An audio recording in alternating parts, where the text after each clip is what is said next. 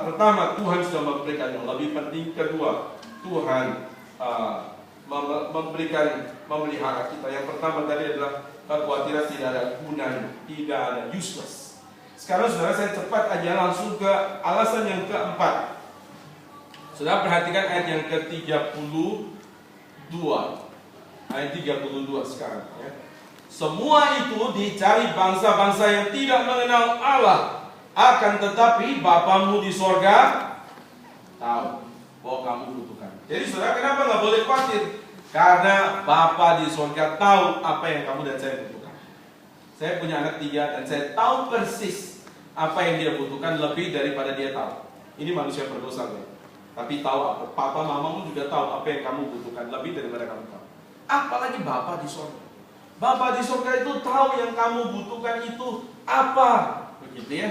Butuh hari ini butuh apa untuk studi dan sebagainya, uang sekolah dan sebagainya. Tuhan tahu apa yang kita butuhkan. Tuhan tahu.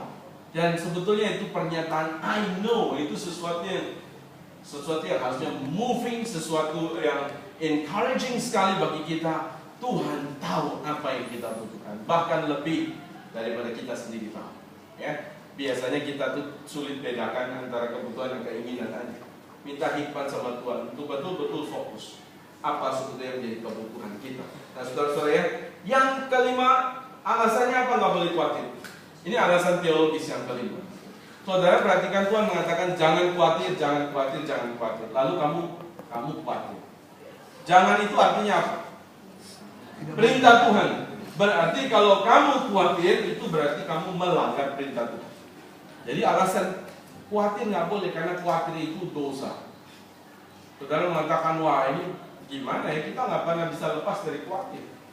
Tapi itu Alkitab katakan, khawatir itu dosa. Dosanya apa? Tidak taat. Kedua, tidak percaya sama Tuhan. Dan bagi saya, menurut Alkitab ya, dosa yang terbesar itu adalah tidak taat atau tidak percaya kepada Tuhan. Jangan kira dosa seks itu paling besar. Saya tidak menganggap remeh dosa seks.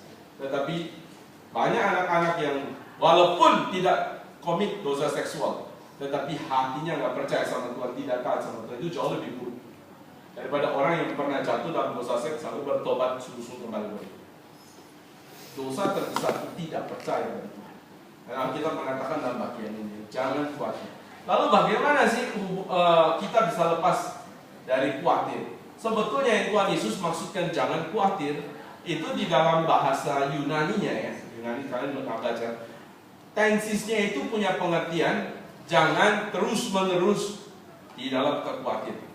Sama seperti di dalam 1 Yohanes dikatakan orang yang lahir dari Allah tidak berbuat dosa. Itu sebetulnya artinya adalah orang yang lahir dari Allah tidak terus-menerus hidup di dalam dosa.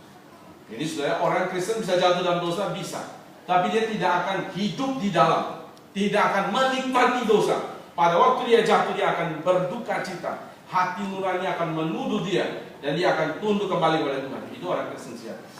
Tapi kalau orang itu bukan orang Kristen, dia jatuh ya biasa. Apalagi makin lama makin menikmati, tidak ada lagi suara hati, sudah kebal, itu tanda tanya besar. Tapi orang itu sudah lahir baru, biasanya punya kepekaan yang tinggi terhadap dosa sekecil apapun. Bisa jatuh bisa, tetapi sangat peka. Ya. Sama dalam bagian ini, saudara, kalau itu Yesus mengatakan jangan dikuasai kekhawatiran. Kita orang manusia berdosa bisa, dan sampai hari pun kan ada perasaan was-was, khawatir dan sebagainya. Perasaan itu masih ada, tapi tidak sampai membuat kita akhirnya itu adalah mengubah arah hidup kita. Ya. Dan sebetulnya saudara-saudara di dalam bagian ini kan Tuhan Yesus kasih solusi ya. Solusi ini berkaitan dengan ambisi.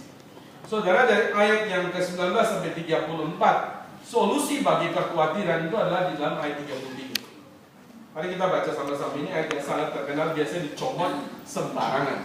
Ya. 1, 2, 3. Tetapi carilah dahulu kerajaan Allah dan kebenarannya, maka semuanya itu akan ditambahkan kepadamu. Herannya Tuhan Yesus untuk masalah khawatir, dia ngomong alasannya ini gak boleh khawatir. 4 kali gak boleh khawatir, 5 alasannya. Lalu solusinya apa? Pergi ke psikolog, counseling, enggak. Bagi Tuhan Yesus, akar dari kekhawatiran, perhatikan baik-baik ya. Akar dari kekhawatiran itu adalah prioritas hidup yang salah. Di dalam bagian sebelumnya ngomong, mata ini adalah pelita tubuh. Jikalau matamu terang, terang seluruh tubuhmu. Jikalau matamu jahat, jahat seluruh tubuh. Jadi saudara, mengapa orang khawatir? Karena prioritas hidup yang salah. Itu sebab solusi bagi kekhawatiran itu adalah ubah prioritas hidup kamu. Ubah. Sebenarnya di dunia ini cuma ada dua agama besar, yaitu yang pertama teosentris, yang kedua antroposentris. Yang satu berpusat kepada diri manusia, yang satu berpusat kepada Tuhan. Orang semua agama apapun dia itu berusaha untuk diri sendiri. Dan selama kamu orang masih prioritasnya diri sendiri, saya hidup untuk diri sendiri, itu sedang merusak diri sendiri. Karena kita ini diciptakan, didesain oleh Tuhan itu untuk to serve God and to serve others.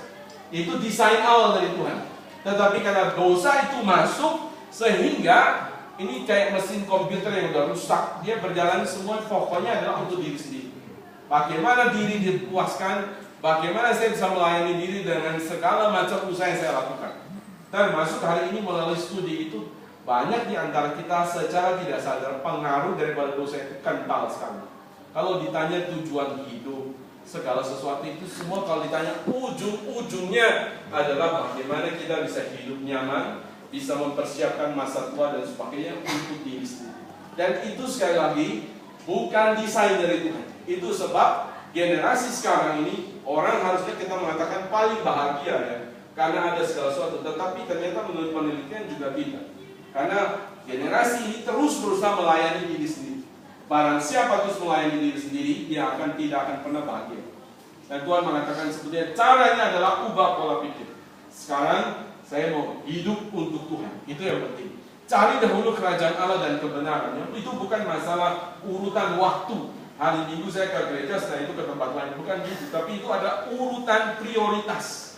Prioritas hidup kita ini harus benar. Kamu sebagai orang Kristen ya, mengerti kasih Tuhan, mengerti Tuhan memberi yang terbaik untuk kita. Apa yang kita berikan? Studi kita ini kita harus persembahkan untuk Tuhan. Coba deh tanya sama orang-orang Kristen atau siapapun. Biasanya saudara kalau milih jurusan itu karena apa? Ya kan prospeknya bagaimana? Kalau jurusan ini bisa dipakai di mana? Uangnya banyak. Orang kalau misalnya jadi dokter spesialis, dia cari tahu dulu dokter spesialis yang basah tempatnya banyak duit man. Dan biasanya sekarang kan money politik ya. Kalau mau ambil spesialis yang basah itu bayarnya harus banyak sekali untuk bisa masuk dalam ambil spesialis itu. Semuanya berpikir apa? Uang kan? Saudara memilih rumah. Semua orang Kristen ya, milih rumah pun semua tidak pernah ada mikir misi. Milih rumah itu hanya sekedar bebas banjir, bebas macet dan sebagainya. Gak pernah mikir, saya orang Kristen, saya mau jadi misionari lokal. Bagaimana ya supaya saya bisa masuk ke dalam kalangan non-Kristen, misalnya suku tertentu, suku Sunda kayak suku Betawi yang itu banyak sekali orang non-Kristen. Saudara mau memberitakan Injil kepada mereka harus menjadi seperti mereka, tinggal di antara mereka. Dan saya tunggu orang Kristen yang berharap, wah saya mau jual satu rumah saya besar, ada beli satu rumah, tinggal di dalam lingkungan mereka. Setelah tinggal di dalam lingkungan mereka, saudara berinteraksi dengan mereka, hidup sama-sama dengan mereka, baru bisa menginjili. Tidak bisa datang masuk satu kampung Betawi langsung bertobat kasih Tuhan Yesus, kamu langsung didatangi batu semuanya. Harus inkarnasi masuk ke dalam. Saya pernah ngomong gini di ada orang-orang yang cukup kaya lalu, oh begitu ya Pak, cukup inspiring juga ya. Tapi ya bagaimana rumah saya di Jakarta? Ya sudah, kamu tetap rumah besar di Jakarta, tapi ada satu rumah kecil di sana. Daripada kamu jadi misionari pergi ke Afrika kemana, belajar bahasa lagi, susah kan? Kalau di sini gampang, orang Betawi juga nggak akan tolong kita. Kita tinggal aja sama-sama mereka. Saya di Surabaya pernah tinggal di kalangan di orang itu ya, bukan perumahan tetapi kayak kampung gang. Saya tinggal sama abang saya. Setiap Natal yang dilakukan adalah bagi parcel dari depan gang sampai belakang. Itu ada sekitar 30 keluarga orang